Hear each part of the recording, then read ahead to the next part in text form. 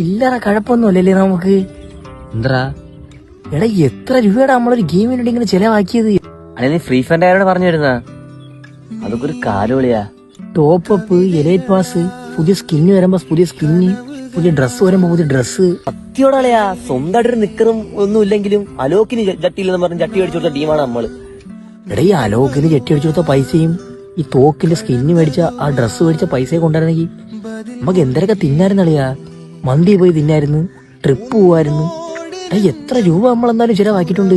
അല്ലെ നമ്മള് പൈസ ചെലവാക്കിയെങ്കിലും അതിനകത്തെ കളികൾ കളിച്ചില്ലേ നമ്മള്. സൂപ്പർ കളിയിലായിരുന്നു നമ്മള് രാവിലെ 9 മണിക്ക് കയറി രാത്രി 9 മണിക്ക് ഇറങ്ങുന്ന അമ്മാതി കളിയാണ് നമ്മള് കളിച്ച.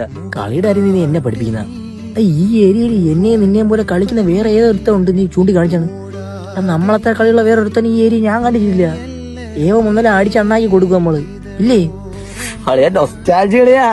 നമ്മളെ ഗിൽഡിന്റെ പേര്